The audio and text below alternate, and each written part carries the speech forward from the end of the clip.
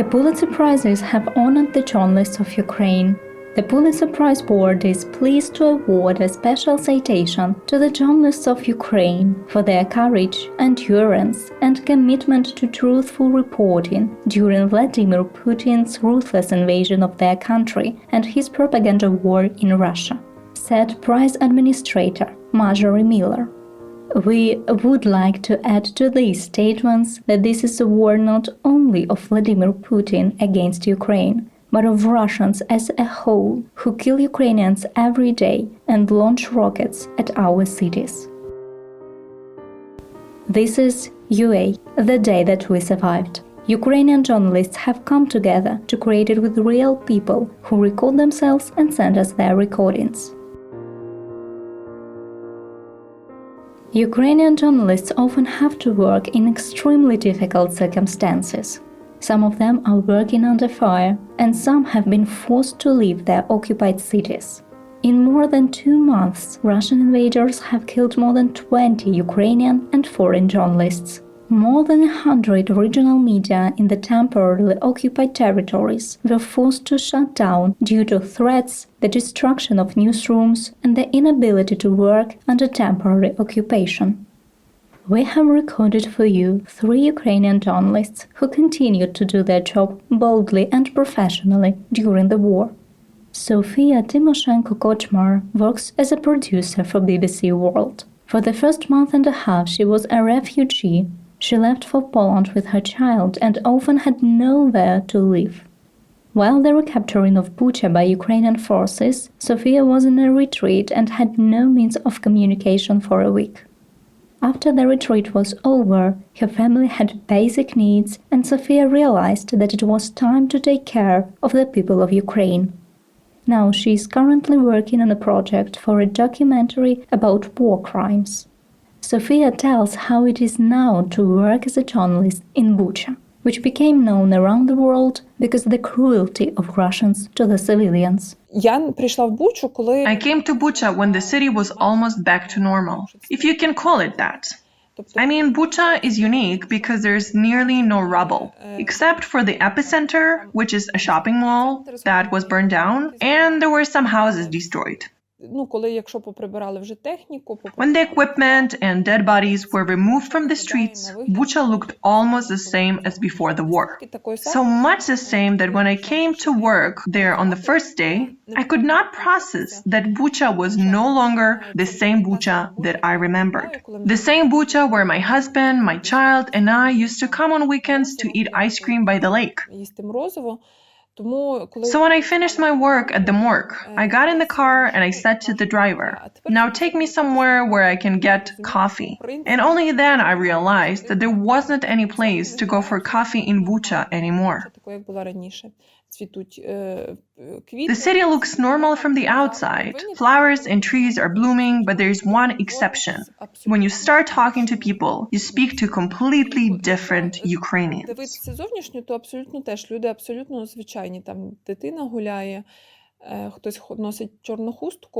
People look the same as always. They behave the same way on the streets. Children play and someone covers their head with a black shawl. But when you start talking to them, you realize that you're talking to the living dead. I was the most interested in what happened at the time of the murders, and people often told me, "Well, I just got lucky." There was one story when Russian soldiers took everyone out into the street and randomly chose someone to shoot. The soldiers could have killed everyone at once, but they chose one person. And one of the survivors, when I talk to him, feels like he's dead. He walks on this earth but does not feel a great need to be here, because he already imagined himself on the other side at that moment. And at that moment affected him so strongly that the man is basically still there, in that different world.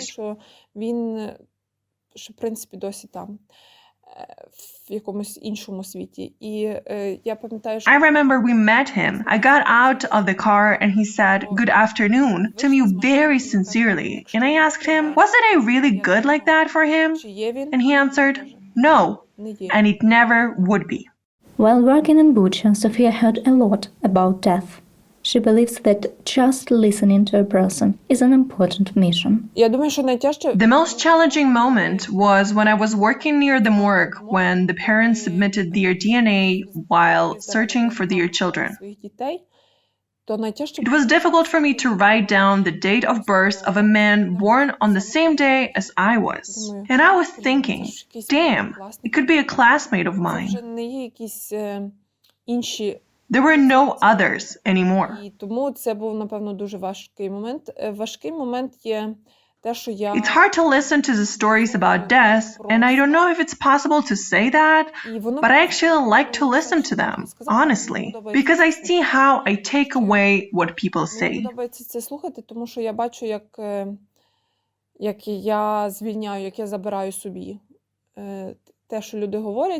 I had a situation when I came to a woman. We talked off the record just to do research, then we planned to record it with cameras. And she told me how she was in the basement and there was one boy who really wanted to eat, so his mother gave him an old army can. And he said, "Mom, can I just have some bread?"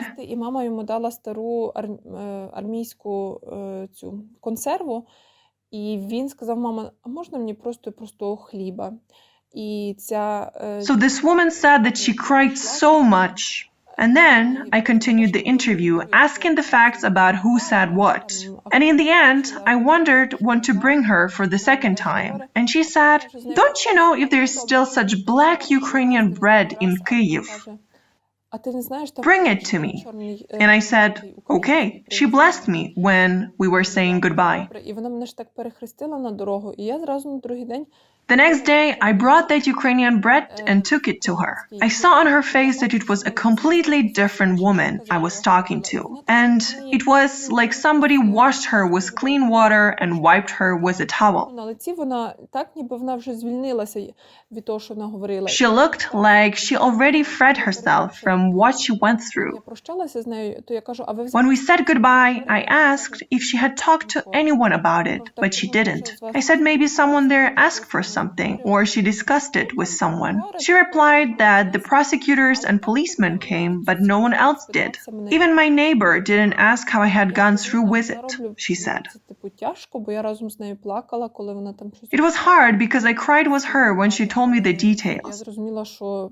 However, I realized that even if I didn't do what I'm doing for the sake of journalism and I wasn't doing the film, I would still go from house to house and listen to everyone. And I would already have done a valuable job. The thing is, these people would just get free, at least partially free, from the horrors of what they saw. Sophia admits that it is very difficult for her to look at the people who came to the city voluntarily to help after everything that happened there. I'm looking at these guys who are just doing this dirty job, and in many cases they do it for free. For example, they agreed to volunteer for the morgue. They could have decided to volunteer for an orphanage, but they came to do such a difficult thing. And it's exceptionally emotionally difficult because they need to give the bodies away. Women bring clothes to dress their dead, but nothing is left to dress. And those guys just put the clothes on the black bag, put them on top as if the corpses were dressed. And they do it every time, and they don't say anything emotionally challenging to those women. They answer all the questions. Apparently, it's tough.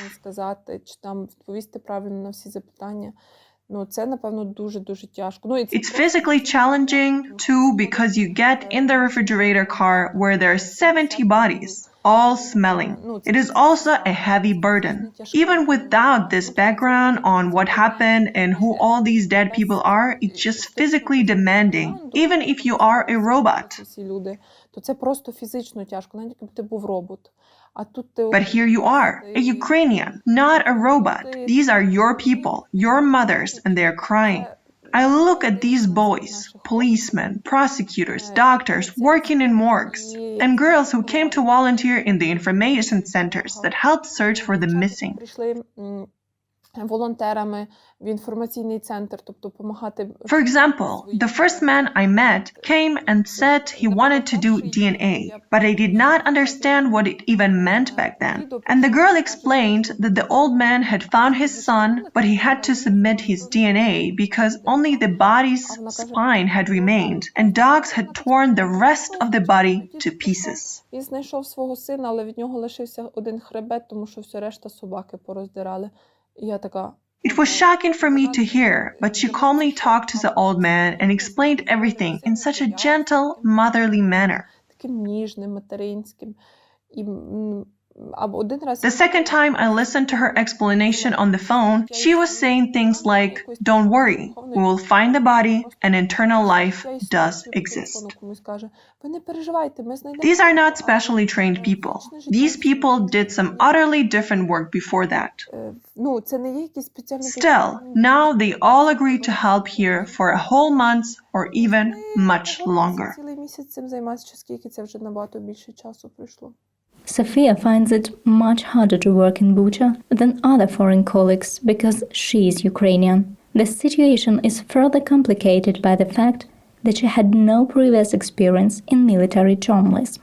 She had never filmed a funeral. Тобто я не чула цих вибухів. I haven't heard explosions. I wasn't in the trenches. I haven't seen any anti-tank hedgehogs on the streets. I haven't passed any checkpoints. So I'm starting my work in war journalism with trauma. Зразу з травми. And it's very hard. I haven't worked with death before as a journalist. I could have covered a funeral of a Ukrainian soldier who has not returned from the East, but I never filmed anything at funerals. Якогось українського солдата, який повернувся, але так, то я, в принципі, на похоронах ніколи нічого не знімала. А тут просто масово. And right now, we have a mass funeral. Bucha right now is a mass grave. Якийсь масовий цвинтар. Оце приходиш на цвинтар. I came to a cemetery and the priest's face was absolutely gray because he has 15 funerals a day. I saw a funeral. One person had not been buried yet, and a new grave was being dug next to them. And the priest just moved from one place to another. І цей священник просто з одного місця кадилом махає, перейшов на інше місце.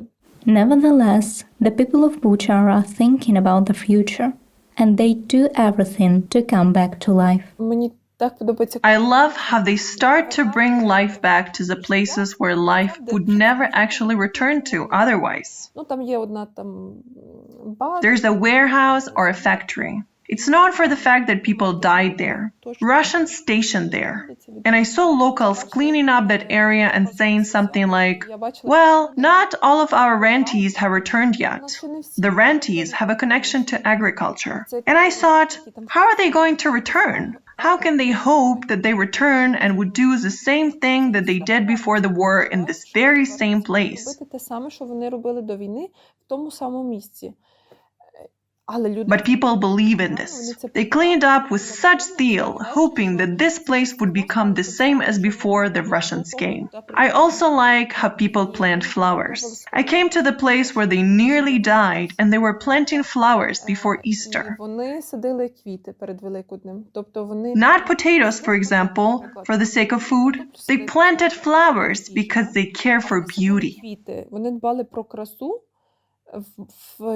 If I were them, I would supply myself with alcohol to drown this grief and shock. But they want to make the city where they want to live beautiful. The city where they all nearly died.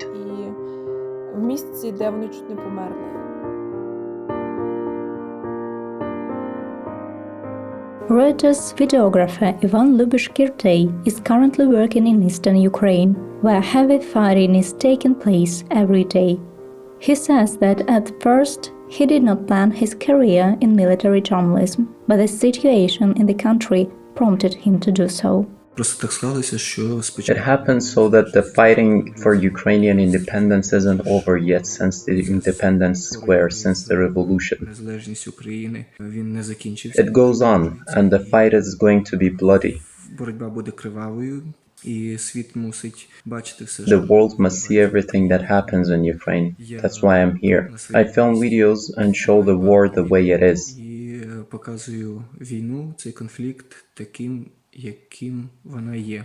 Ivan gained his first military experience back in 2014, when he was surrounded in Ilovaisk in August 2014 and was able to escape unharmed. In his work, Ivan focuses on people. That's what saddens and inspires him the most. Чесно кажучи, я дуже печалюсь. The Russian war against Ukraine takes my best friends away, my colleagues, acquaintances, civilians, and the military. It saddens me a lot, and it's tough for me to process those losses and to witness those burials. Усвідомлювати ці втрати і бути присутнім на похованнях. It rattles me, not as much though as filming the consequences of Russian atrocities in Bucha, in Irpin, even though it's going to catch up with me later. Це також, я думаю, що аукнеться мені десь в майбутньому, але I'm saddened that Ukraine is losing its best people in this war. I can't find my peace because of it. People inspire. In my profession in cinematography, I focus on a person. В своїй професії, в операторському мистецтві, я взагалі орієнтуюсь на людину. I show everything that happens in the world through a person. I'm people-centric in my videos, so people both make me happy and sad. I'm inspired by the volunteers who sacrifice their own comfort and try to help the army. Я надихаюсь від волонтерів, від людей, які жертвують своїм добробутом, якимось власним. When I'm about to drop the ball, I sometimes look at them when all I can think of is, well, it's over. But when I look at people who carry armored vests and arrange for drones for the front line, I realize that the war is far from over and that I have to keep working. Honestly, I'm very inspired by the Azov people at Azovstal. A person's been texting me and they send me updates on the situation there. On one side, Marines, the Azov, the resilience of their spirit uplifts me. On the other hand, I have nearly nothing I can help them with, which gets me down. Мене печалює те, що я практично нічим їм не можу допомогти. The world knows what's going on now. The world learns from the press. All we know what is going on there, but nobody can do anything. So when I text a person from Azovstal, I don't know what to reply to them. Коли ти переписуєшся з людиною з Азовсталі, і не знаєш, що йому написати у відповідь. Там тримайся. Hang in there, or we pray for you. I think these phrases are irrelevant, so the feeling of helplessness also rattles me. Також трошки вибиває із колії. But I'm more than sure that we will win. I see the victory as a free, independent, and a strong Ukraine with its border of 1991. And I think this victory will be ours, but the toll is really depressing. Разом з Кримом. Я думаю, що ця перемога буде за нами, і ми досягнемо успіхів в цій війні. Єдине, що це жертви.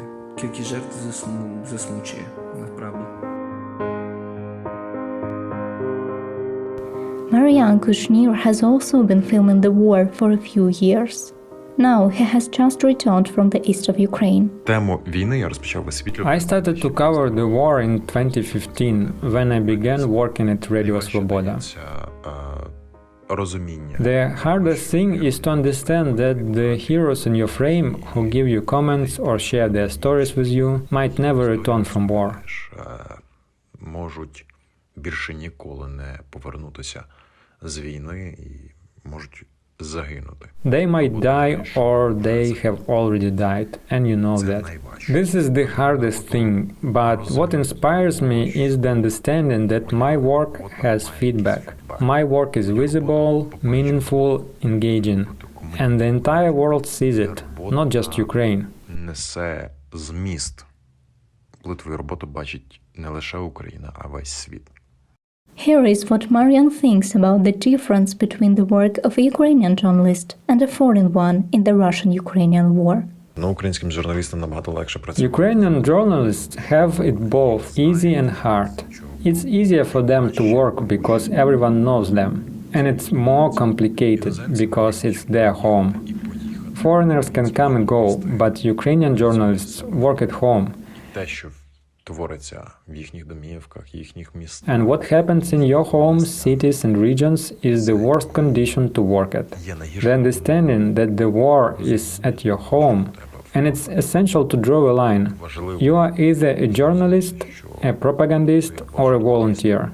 If you pick to be a journalist, you have to let go of the understanding that the war is at your home. Відходити від того розуміння, що в тебе вдома війна. You have to let go of emotions and do your job honestly and do it right. To stay honest is the best thing we can do for our country. So do I, and I hope my colleagues, Ukrainian journalists, are doing the same.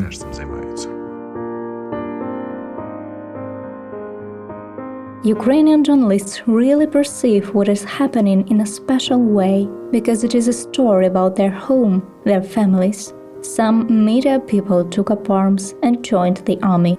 Journalist Alexander Makhov, who served in the armed forces of Ukraine, was recently killed at the front.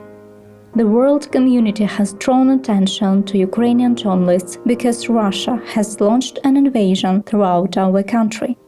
This is a sad excuse. We all hope that in the future, the world will have better reasons to be interested in Ukrainians.